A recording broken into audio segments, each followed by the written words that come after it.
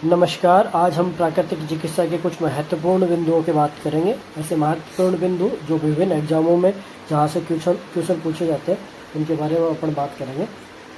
हम बात करते हैं प्राकृतिक चिकित्सा के इतिहास के बारे में। प्राकृतिक चिकित्सा उतनी ही पुरानी है जितनी प्रकृति स्वयं है।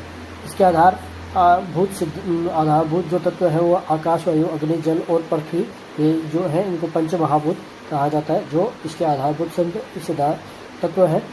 भारत में प्राकृतिक चिकित्सा का इतिहास। भारत में जो प्राकृतिक चिकित्सा का इतिहास है उसके बारे में हम बात करते हैं। आयुर्वेद ग्रंथों में जो पंच महाभूत हैं उनका वर्णन मिलता है। और जो प्राकृतिक चिकित्सा में कहा गया है कि आहार महावेशज है, अर्थात वो आहार ही औषधि है। महावेशज अर्थात औषधि कहा गया है, आहार को महाऔषधि कहा गया है।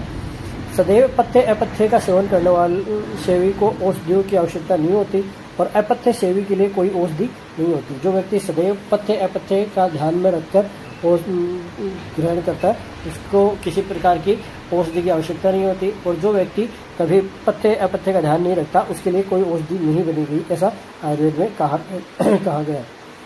बौद्ध ग्रंथों में प्राकृतिक चिकित्सा का वर्णन मिलता है।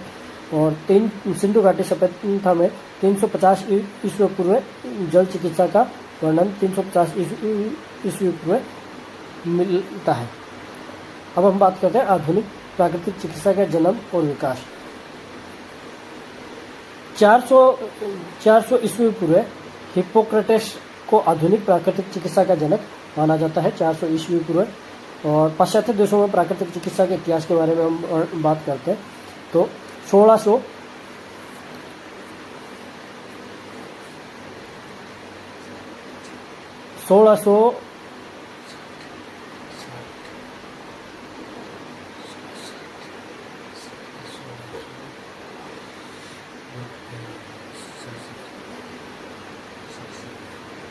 1667 में sir John fryer history of cold bathing पुस्तक, जो जल चिकित्सा की पुस्तक थी, हिस्ट्री ऑफ कोल्ड बाथिंग पुस्तक, फेमस पुस्तक, ये सर जॉन फ्रायर ने लिखी थी।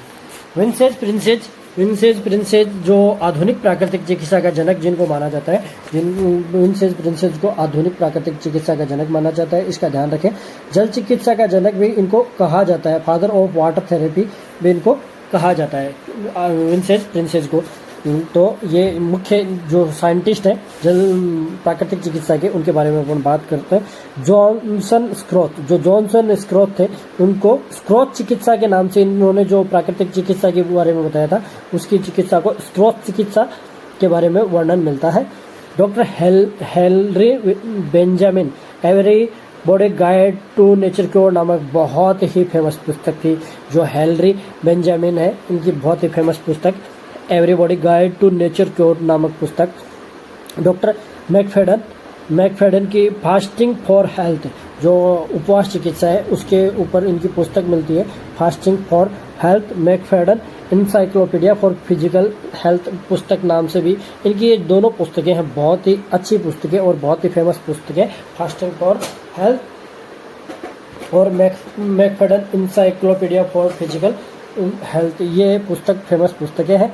एडॉल्फ जुस्ट की पुस्तक रिटर्न्स टू नेचर, बहुत ज़्यादा फेमस पुस्तक, जो नेचुरोपैथी के इतिहास की सबसे फेमस पुस्तकों में से एक है। एडॉल्फ जुस्ट की रिटर्न्स टू नेचर पुस्तक, इसका हिंदी में भी ट्रांसलेट किया गया है, तेलुगु में भी इसका ट्रांसलेशन किया गया है भारतीय लेखकों द्वारा, बहुत फेमस पुस्तक है ये।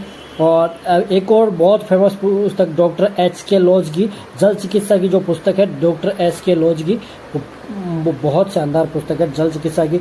रेशनल हाइड्रोथेरेपी पुस्तक, ये जो डॉक्टर केलॉज है ये जल चिकित्सा के साइंटिस्ट है। बेनेडिक्ट लुस्ट अमेरिका निवासी नीप वाटर क्योर नामक इनकी मासिक पत्रिका चलती थी, नीप वाटर क्योर नामक इनकी मासिक पत्रिका चलती थी। ये सीधे क्वेश्चन पूछे जाते हैं कि नीप वाटर क्योर पत्रिका किसी की के लेखक या कौन इसके संपादक थे, तो बेनेडिक्ट लुस्ट, और ये अमेरिका निवासी थे। लुइस कुने जर्मनी के थे। The science of facial expression, जो साइंस ऑफ हीलिंग पुस्तक नाम से इनकी पुस्तकें थी, बहुत शानदार पुस्तक। साइंस जो डायग्नोसिस के लिए, द फेशियल एक्सप्रेशन के लिए जो पुस्तक थी वो ये इनकी बहुत ही फेमस पुस्तक है। नेचुरोपैथी शब्द का पहला प्रयोग 1715 के अंदर जॉन स्टील ने किया था। ये याद रख सकते हैं, क्वेश्चन पूछा जाता है कि नेचुरोपैथी का सबसे पहला प्रयोग किसने किया था, तो 1715 के अंदर जॉन स्टील ने किया था। उसी शब्द को बेनेडिक्ट लुस्ट ने आगे बढ़ा दिया, जिसके कारण बेनेडिक्ट लुस्ट को अमेरिका का प्रथम प्राकृतिक चिकित्सा का जनक कहा जाता है। अगर भारत के संदर्भ में अपन बात करें, भारत के प्रथम प्राकृतिक चिकित्सक, तो महात्मा गांधी जी को प्रथम प्राकृतिक चिकित्सक या प्राकृतिक चिकित्सा का जनक भारत में माना जाता है। आधुनिक भारत में प्राकृतिक चिकित्सा के इतिहास के बारे में अपन बात करते हैं। 1904 में लुइस कुने की पुस्तक the new science of healing, अभी अपन ने बात की थी, तेलुगु में वेंकटपति शर्मा ने इसका हिंदी में और कृष्ण स्वरूप क्षेत्रीय ने अनुवाद किया था। इन दोनों ने, तेलुगु में वेंकटपति शर्मा ने और हिंदी में कृष्ण स्वरूप क्षेत्रीय ने इसका अनुवाद किया था, इसको ट्रांसलेट किया था। लुइस कुने की जो पुस्तक थी, इसका हिंदी और तेलुगु के अंदर ट्रांसलेशन किया गया था। महात्मा गांधी के बारे में अपन बात करते हैं। महात्मा गांधी भारत के सबसे फेमस प्राकृतिक चिकित्सक, प्रथम प्राकृतिक चिकित्सा के अनुयायी थे। इन्हें वर्तमान शताब्दी के प्रथम प्राकृतिक चिकित्सक कहा जाता है।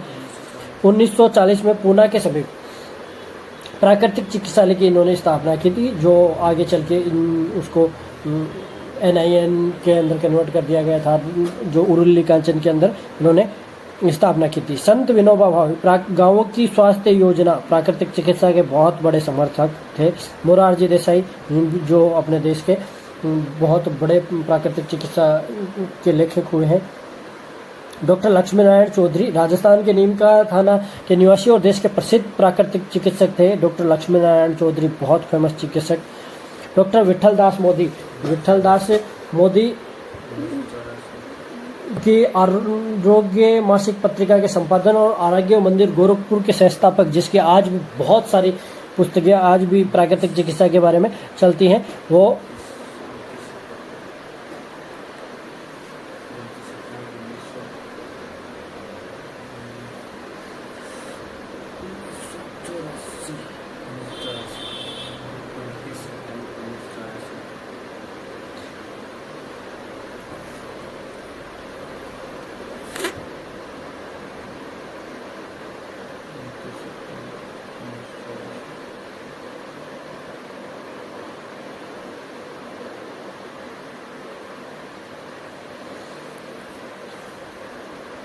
राष्ट्रीय प्राकृतिक चिकित्सा संस्थान पुणे, तो 29 सितंबर 1984 को इसकी स्थापना हुई थी। अब अपन बात करते हैं प्राकृतिक चिकित्सा के जो मूलभूत सिद्धांत हैं, उनके बारे में अपन बात करते हैं। प्राकृतिक चिकित्सा के मुख्य रूप से 10 मूलभूत सिद्धांत हैं। प्रिंसिपल ऑफ नेचुरोपैथी जिनको कहा जाता है, बहुत ही महत्वपूर्ण है। अगर इनके बारे में अपन समझ जाएंगे तो पूरी प्राकृतिक चिकित्सा क्या है उसके बारे में अपन समझ पाएंगे। प्राकृतिक चिकित्सा के 2 मूलभूत आधारभूत सिद्धांत है। पहला उसमें से है, सभी रोग एक है, उनका कारण भी एक है, उनका उपचार चिकित्सा भी एक ही है। सभी रोगों का कारण एक है, अर्थात सभी रोग विजातीय तत्व है, टॉक्सिक मैटर के बॉडी के अंदर जमा होने से ही होते हैं। उनका कारण टॉक्सिक मैटर है और उनका उपचार उस टॉक्सिक मैटर को बाहर निकालना है। चोट, चपेट और वातावरणीय परिस्थितियों को छोड़कर सभी रोगों का मूल कारण एक ही है और उनका इलाज भी एक ही है। शरीर में विजातीय द्रवों का संग्रहण से रोग उत्पन्न होते हैं और उनका निष्कासन ही उसकी चिकित्सा है। ये प्राकृतिक चिकित्सा का मूलभूत सिद्धांत है। रोगों का मुख्य कारण कीटाणु जीवाणु नहीं होते। ये दूसरा जो प्राकृतिक चिकित्सा का सिद्धांत है ये है, क्यों कीटाणु या जीवाणु क्यों नहीं होते? अगर किसी बॉडी के अंदर टॉक्सिक मैटर जमा है तो ही कीटाणु या जीवाणु उस बॉडी के अंदर पनप सकते हैं, अन्यथा उस बॉडी के अंदर कीटाणु या जीवाणु नहीं पनप सकते। तो मुख्य कारण टॉक्सिक मैटर है, न कि जीवाणु या बैक्टीरिया वायरस है। जीवाणु शरीर में विजातीय शक्ति के ह्रास आदि के कारण विजातीय द्रवों का जमाव के पश्चात आक्रमण कर पाते हैं, जब शरीर में उनके रहने और पनपने लायक अनुकूल वातावरण हो जाता है। अतः मूल कारण विजातीय पदार्थ नहीं, जीवाणु नहीं, जीवाणु द्वितीय कारण है, यानी सेकेंडरी कोज होते हैं। तीव्र रोग शत्रु नहीं मित्र होते हैं। तो 2 प्रकार की जो डिजीज होती है, तीव्र रोग और क्रोनिक डिजीज। एक्यूट डिजीज और क्रोनिक डिजीज। एक्यूट डिजीज जो अपनी बॉडी के अंदर कुछ समय के लिए आती है, अपने बॉडी के अंदर से डिटॉक्स, अपने बॉडी को डिटॉक्स करने के लिए जो अपने बॉडी के अंदर आती हैं, अपने बॉडी के अंदर जो टॉक्सिक मैटर जमा है उसको बाहर निकालने के लिए वो बॉडी के अंदर आती है और कुछ समय पश्चात वो पुनः चल जाती है, बॉडी को डिटॉक्सीफाई करके पुनः वो बीमारी ठीक हो जाती है। अगर हम उनको दबाते हैं तो वो आगे चल के क्रोनिक डिजीज में कन्वर्ट हो जाती है, जैसे जुकाम, बुखार आदि तीव्र रोग, चूँकि शरीर में सौ उपचारात्मक प्रयास है, अतः हमारे शत्रु नहीं मित्र होते हैं। जीर्ण रोग तीव्र रोगों से के गलत उपचार और दफन में के फलस्वरूप होते हैं। रोग दो प्रकार के होते हैं, तीव्र रोग और जीर्ण रोग। नेक्स्ट सिद्धांत है प्रकृति स्वयं चिकित्सक है। ये सबसे बड़ा सिद्धांत है, प्रकृति स्वयं चिकित्सक। प्रकृति स्वयं सबसे बड़ी चिकित्सक है। शरीर में स्वयं रोगों को उपचार बचाने, अस्वस्थ हो जाने पर पुनः स्वास्थ्य प्राप्त करने की क्षमता विद्यमान है। अपने बॉडी के अंदर अपने आप को ठीक करने की सारी क्षमताएं विद्यमान है, बस हमें उसकी हेल्प करनी है।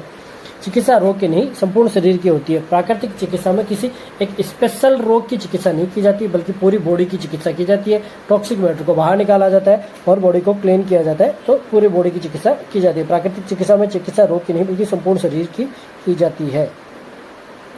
प्राकृतिक चिकित्सा में रोग निदान की विशेष आवश्यकता नहीं होती, डायग्नोसिस की स्पेशल आवश्यकता नहीं होती, क्योंकि प्राकृतिक चिकित्सा में रोग निदान सरलता से संभव है, किसी आडंबर की आवश्यकता नहीं हो पड़ती। उपचार से पूरे रोग निदान के लिए लंबा इंतजार भी नहीं करना पड़ता, क्योंकि अपने को मुख्य रूप से देखना है कि टॉक्सिक मैटर कौन से पार्ट के अंदर जमा है। जिन रोगी के आरोग्य में समय लग सकता है, जो क्रोनिक डिजीज है उनको ठीक होने में समय लग सकता है, क्योंकि उनके जो पहले उनको जो जातीय पदार्थ जमा हुआ है उसको बाहर निकालने में टाइम लगता है। जिन रोगी के आरोग्य में समय लग सकता है, जिन रोग से ग्रस्त रोगियों को प्राकृतिक चिकित्सा में सफलतापूर्वक तथा अपेक्षाकृत लंबी अवधि का इलाज लेना पड़ता है। प्राकृतिक चिकित्सा से दबे रोगों में उभाड़ उत्पन्न आता है। जब हम किसी एक रोग को ठीक करते हैं तो अन्य दबे हुए रोग भी प्राकृतिक चिकित्सा में बाहर निकल के आते हैं। प्राकृतिक चिकित्सा में मन, शरीर, आत्मा तीनों की साथ में चिकित्सा की जाती है। हम जो स्वास्थ्य की सभी आयाम है उनकी एक साथ हम चिकित्सा करते हैं। प्राकृतिक चिकित्सा द्वारा शारीरिक, मानसिक, सामाजिक, नैतिक, आध्यात्मिक चारों पक्षों की चिकित्सा एक साथ की जाती है। प्राकृतिक चिकित्सा में उत्तेजक औषधियों का प्रश्न ही नहीं है। हम किसी भी प्रकार की टॉक्सिक जो औषधियाँ हैं या उत्तेजक औषधियाँ हैं उनका प्रयोग नहीं करते। प्राकृतिक चिकित्सा में औषधियों का प्रयोग नहीं होता। प्राकृतिक चिकित्सा में केवल प्राकृतिक औषधियों का ही उपयोग होता है। ये मुख्य 10 सिद्धांत है। इसके अलावा महात्मा गांधी जी ने एक सिद्धांत बताया है कि राम नाम सबसे बड़ी औषधि है, अर्थात ईश्वर में आस्था रखना ही सबसे बड़ी औषधि है। ये अपनी आस्था के अनुसार प्रार्थना करना चिकित्सा एक आवश्यक अंग है, ये महात्मा गांधी जी ने बताया है। अब आगे हम नेक्स्ट वीडियो में बात करेंगे। इस वीडियो में धन्यवाद। नमस्कार। प्राकृतिक चिकित्सा नेचुरोपैथी की जो क्लासेस चल रही थी उसके सेकंड पार्ट में हम बात करते हैं फेमस जो फॉरगन नेचुरोपैथ हैं, नेचुरोपैथी के साइंटिस्ट हैं, उनके बारे में हम पर बात करते हैं। विंसेंट प्रिंसेज बहुत ही फेमस नेचुरोपैथ है, विंसेंट प्रिंसेज, जिनका जन्म सन 1752 में जर्मनी के सिलेसियन पहाड़ी के समीप एक गांव में हुआ था। इन्हें आधुनिक प्राकृतिक चिकित्सा का प्रेरणा भी माना जाता है। इसको याद रखें भाई, इनको मॉडर्न का प्रेरणा या जनक भी इनको माना जाता है। विंसेंट प्रिंसेज को बहुत जगह इनको कहा जाता है। इनको जल चिकित्सा का जनक, फादर ऑफ वाटर थेरेपी भी इनको कहा जाता है। फादर सिबियस नीप सन, इनका जन्म 1821 में जर्मनी में हुआ था। 1821 में जर्मनी के अंदर इनका जन्म हुआ था। सन 1857 में जल चिकित्सा पर माई वाटर क्योर नामक पुस्तक लिखी थी इन्होंने। जो माई वाटर क्योर नामक पुस्तक है वो इन्होंने लिखी थी। फादर नीप ने हिंदी नामक पुस्तक लिखी, जिनका हिंदी रूपांतरण जल चिकित्सा के नाम से आरोग्य मंदिर गोरखपुर में प्रकाशित किया गया है। जो गोरखपुर आरोग्य मंदिर अपने भारत के अंदर जो प्रकाशन है उसके अंदर इसका हिंदी कन्वर्जन आपको मिल जाएगा। जर्मनी के प्राकृतिक चिकित्सक बेनेडिक्ट लुस्ट इनके शिष्य थे। जो लुस्ट थे वो इनके फादर नीप के शिष्य थे।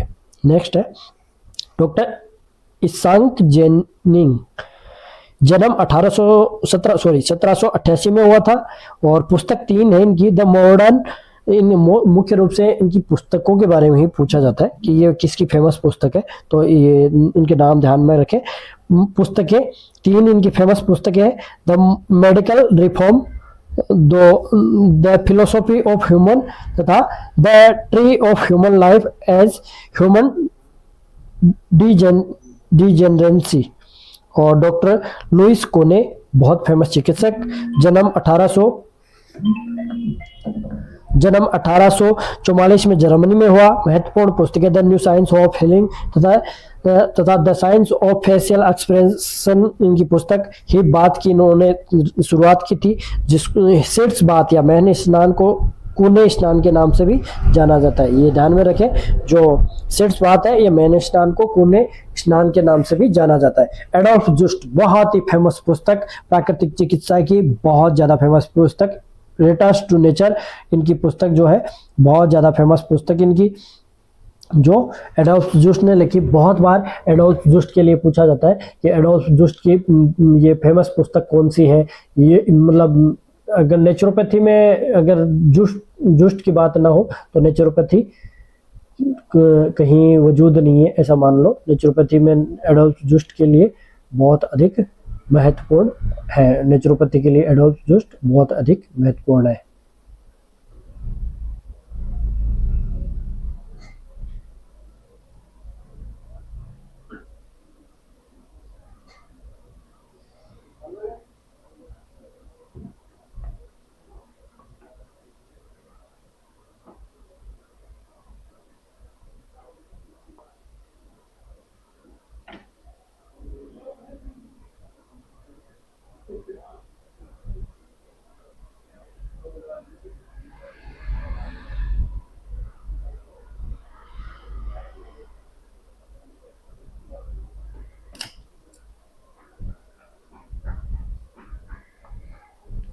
एडोल्फ जुस्ट जन्म 1867 में जर्मनी में हुआ था।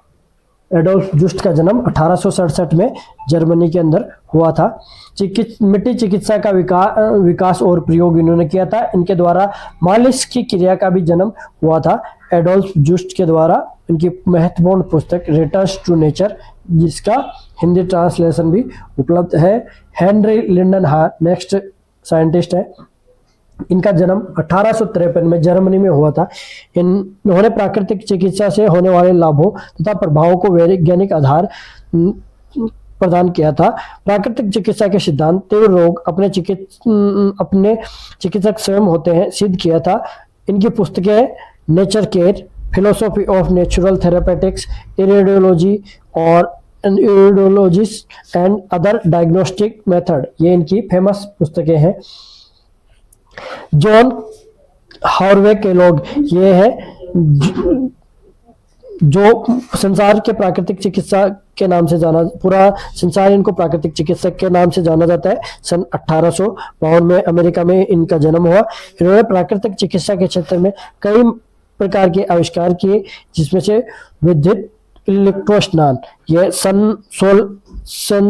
करंट, इलेक्ट्रिक लाइट बाथ का जो ये क्वेश्चन आया हुआ है कि इलेक्ट्रिक लाइट बाथ का आविष्कार किसने किया था, जो जॉन हार्ले केलॉग के नाम से याद, JHK केलॉग याद रखें। इनकी जल चिकित्सा पे महत्वपूर्ण पुस्तकें हैं। पुस्तक the new dietetics, rational hydrotherapy, home handbook of hygiene and medicine, और रिकली, अर्नोल्ड रिकली, प्राकृतिक चिकित्सा में एक अध्ययन, वायु चिकित्सा एवं धूप चिकित्सा, इनकी पुस्तक है। डॉक्टर अर्नोल्ड अर्थ, प्राकृतिक चिकित्सा के फलाहार और उपवास पद्धति पर अधिक जोर दिया। पुस्तकें रेशनल फास्टिंग और mucusless diet healing system.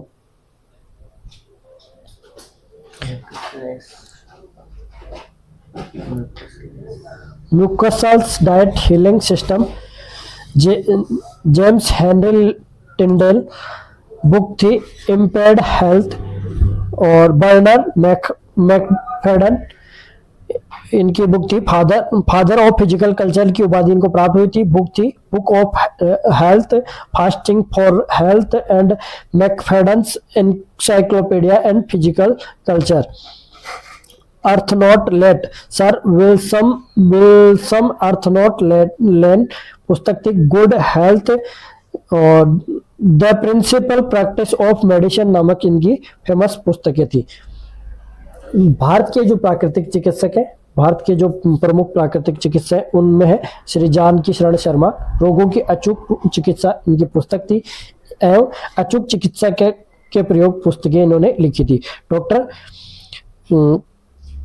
Mukherjee पुस्तक थी productive foods and health and disease. सन 1946 में डॉक्टर मुखर्जी ने अखिल भारतीय प्राकृतिक चिकित्सा परिषद की स्थापना की थी। डॉक्टर विठल दास मोदी बहुत ही फेमस प्राकृतिक चिकित्सक भारत के।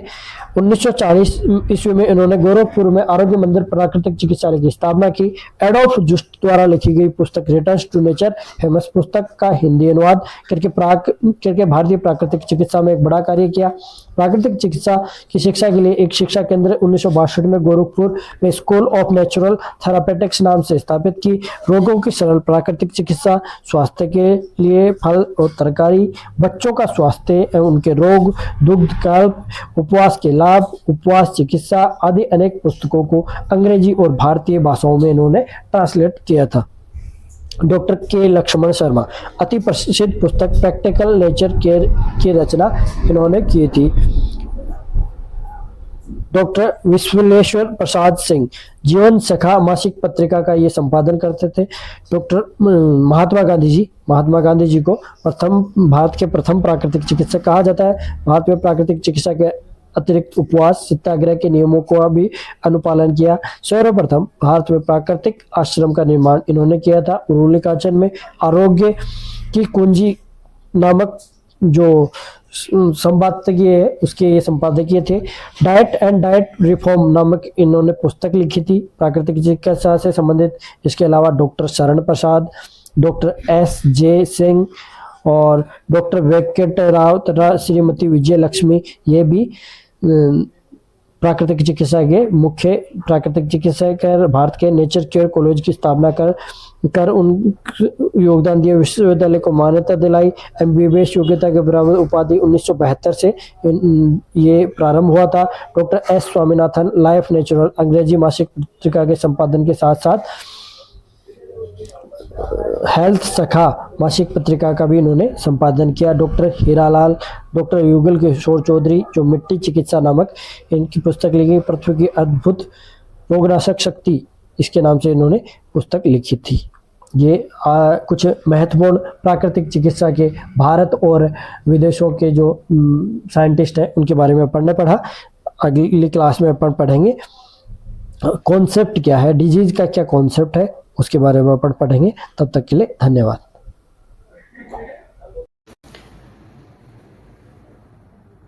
नमस्कार।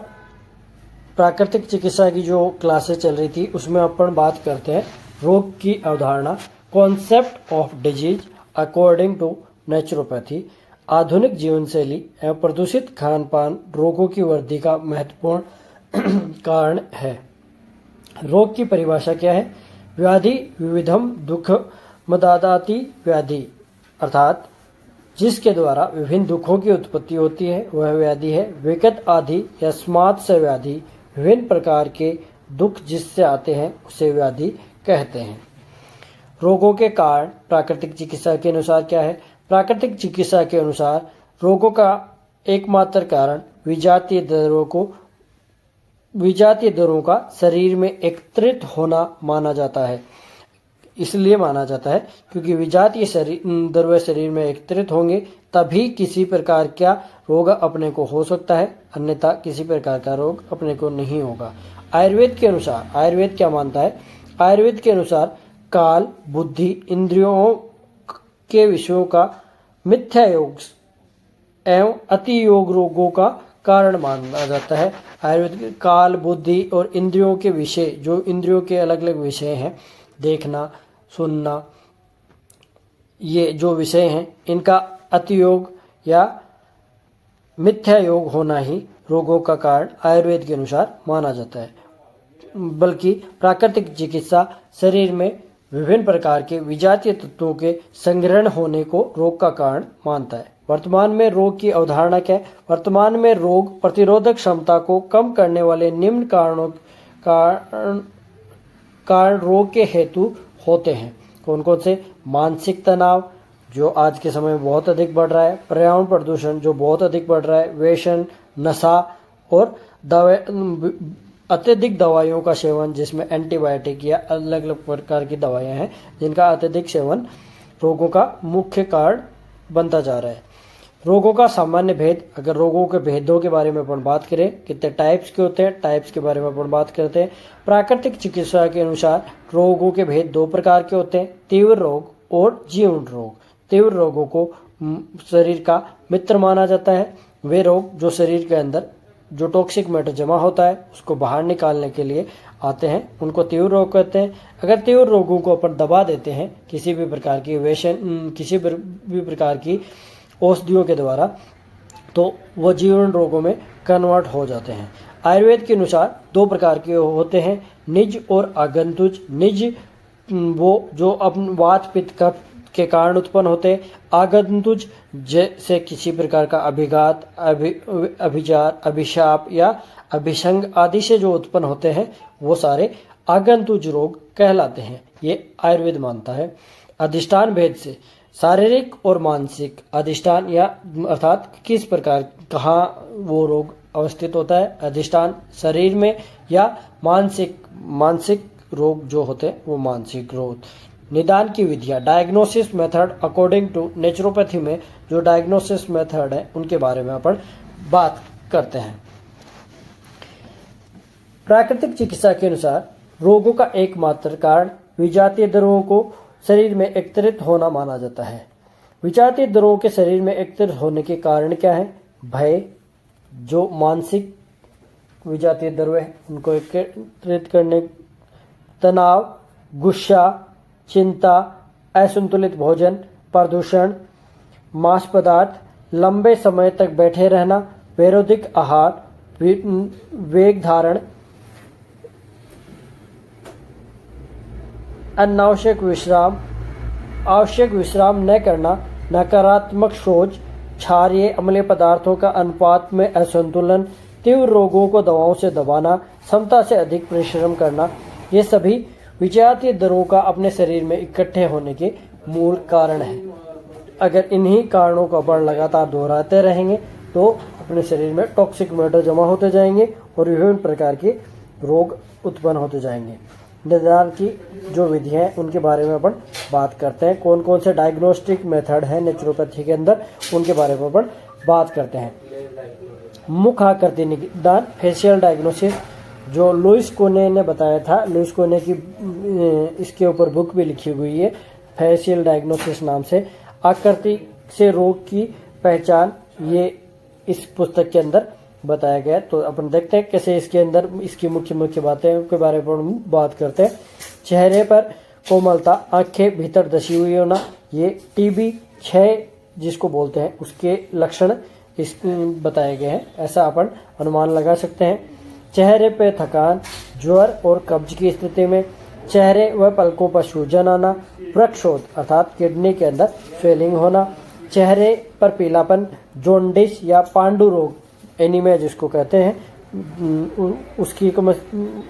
उसकी स्थिति में ऐसा होता है। पीलिया, जॉन्डिस जिसको कहते हैं, पांडु रोग, एनीमिया। चेहरे पर लाली एवं धब्बे होना, खसरा, मिजल्स के अंदर ऐसी कंडीशन होती है। चेहरे पर घबराहट, नमूनिया जो बच्चों के अंदर होता है उसके लिए, गर्भवती का चेहरा बैठ जाना, गर्भ स्राव की अवस्था के अंदर ऐसी कंडीशन होती है। तो ये कुछ बाहरी जो सिम्टम्स अपन देख के डिसाइड कर सकते हैं कि कौन सा रोग हो सकता है, ऐसा इन लक्षणों से अपन अनुमान लगा सकते हैं।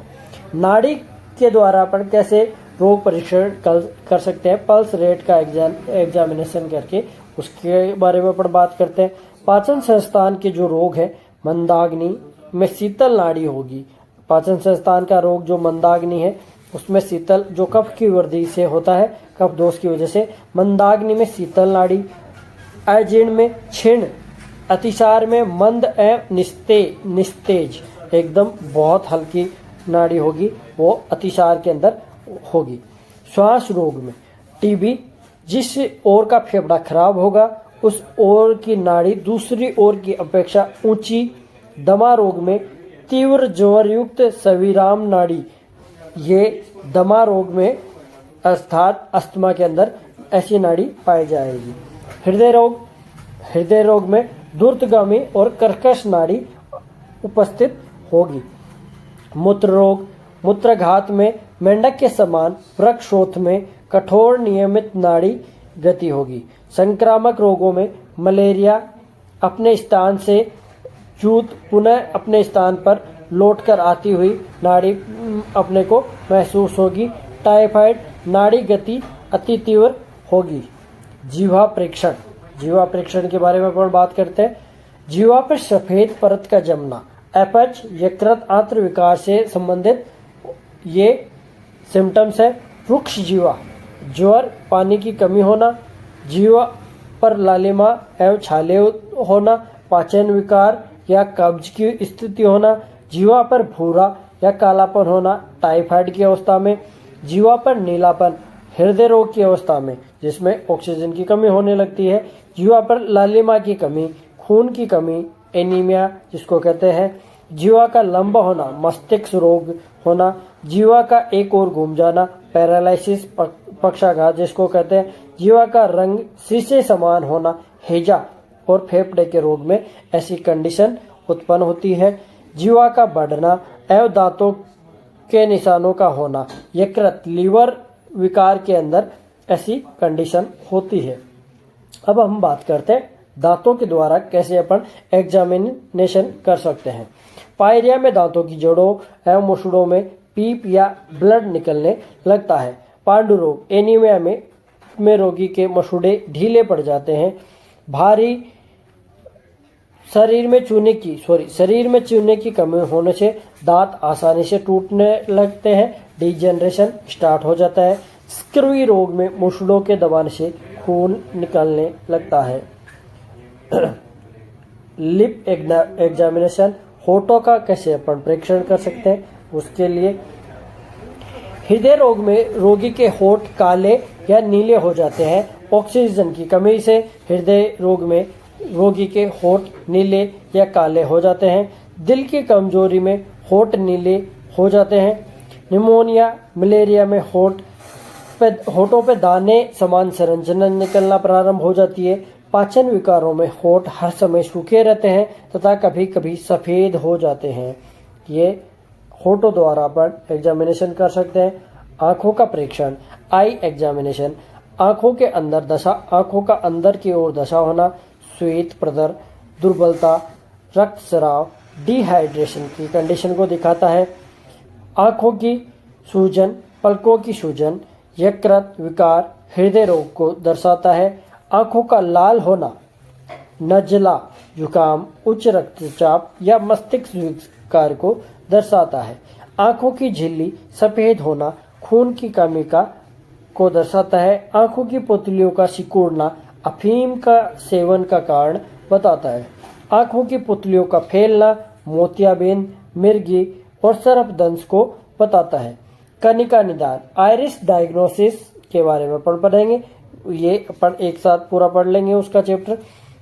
मूत्र परीक्षण, यूरिन एग्जामिनेशन के बारे में अपन बात कर लेते हैं। पहले मूत्र के परिणाम में वृद्धि होना, इसका मतलब है हृदय के बाएं भाग का विस्तार होना, उच्च रक्तचाप, वृक्षशोथ का प्रारंभ होना, फेफड़ों के आवरण में जल भर जाना, जलोदर में ऐसी स्थिति, जलपान, शीतकाल में आदि कारणों से मूत्र का जो परिणाम होता है, मात्रा होती है, वो बढ़ जाती है। ये अपन मूत्र एग्जामिनेशन से पता कर सकते हैं। मूत्र के परिणाम में कमी कब कब होती है? ज्वर की स्थिति में अतिसार, विसूचिका, वृक्षशोथ, मूत्र अवरोध, व्यायाम, अधिक रक्तस्राव, वमन, मद्यपान, रक्तभार, न्यूनता, लीवर की विकृति, मूत्र की मात्रा में कमी हो जाती है।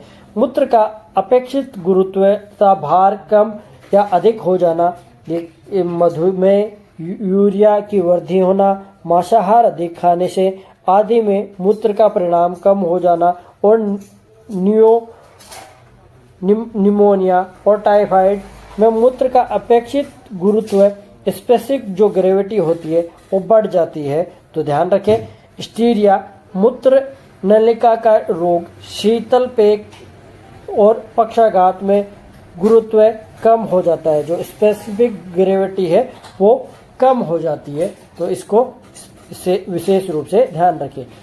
यूरिया की वृद्धि या कमी, सामान्यतः यूरिया 2.3 ग्राम प्रति लीटर होती है। मांसाहार, पक्का भोजन, मधुमेह, गाउट, वात, रक्त, निमोनिया, क्षय, खट्टे पदार्थों के अधिक सेवन से यूरिया की मात्रा बढ़ जाती है। यदि ऐसी कंडीशन होती है तो यूरिया की मात्रा 2.3 ग्राम प्रति लीटर से अधिक आने लगती है। रक्त भार परीक्षण, ब्लड प्रेशर एग्जामिनेशन, जो आप सामान्यतः सब जानते हैं। वक्ष परीक्षण, चेस्ट एग्जामिनेशन, अपन कैसे जो फिजिकल एग्जामिनेशन है उसमें कैसे करते हैं। बालों का निदान, बालों का शुष्क रूखा होना, वृक्क रोग, बालों का सफ़ेद होना, नज़ला, जुकाम, दमा, श्वास रोग आदि में बालों का झड़ना, पिट्यूटरी ग्रंथि का कम काम करना, हृदय रोग, सिर में रक्त संचार की कमी आदि हो सकते हैं। ये है, निश्चित नहीं है, लेकिन इन सिम्टम से अपन अनुमान लगा सकते हैं। अंगुली, नाखून आदि के द्वारा क्या निदान कर सकते हैं अपन? अंगुली आदि के द्वारा एनीमिया आदि की कंडीशन, जॉन्डिस आदि में के बारे में अपन अनुमान लगा सकते हैं। थूक का बदबूदार, पीप युक्त होना, फेफड़ों की सूजन और ट्यूमर को अंकित कर सकता है। थूक चिपचिपा, लस्सेदार, कफयुक्त होना ब्रोंकाइटिस को का अनुमान बता सकता है। थूक झागदार, लालिमा लिए हो तो दंत विकार का अनुमान अपन लगा सकते हैं। थूक के साथ रक्त मिश्रित हो तो टीबी का सिम्टम्स हो सकते हैं। थूक का रंग मटमैला अथवा नारंगी होना श्लेष्मिक सन्निपातज रोगों की उत्पत्ति हो सकती है। हरित वर्ण का थूक होना पीलिया में ऐसी कंडीशन हो सकती है। अपन तीव्र रोग क्या होते हैं इसके बारे में अपन बात करते हैं।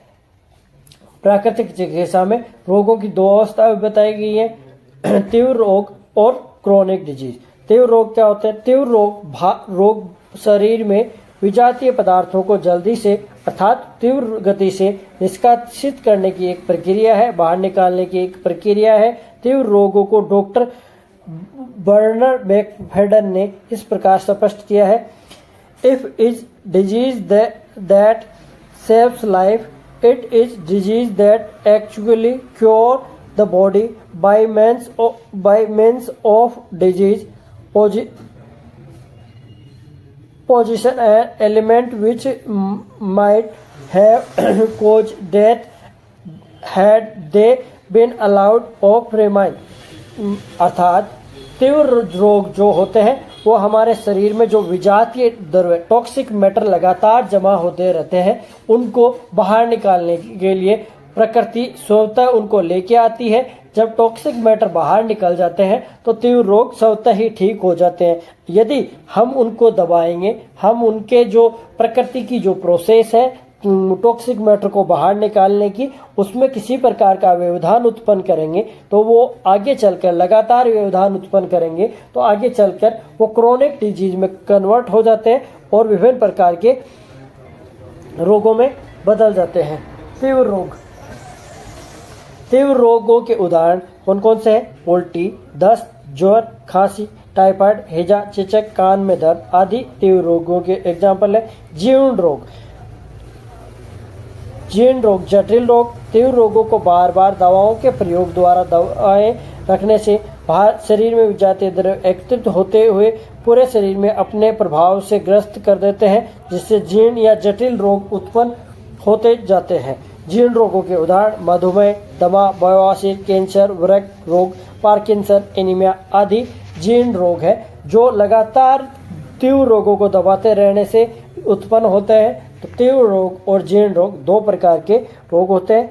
आज के क्लास में इतना ही, आगे के क्लास में अपन फिर फिर से पढ़ेंगे नेक्स्ट किसी टॉपिक के बारे में। यदि आपको हमारी क्लास अच्छी लगी तो हमारे चैनल को लाइक करें, शेयर करें, सब्सक्राइब करें।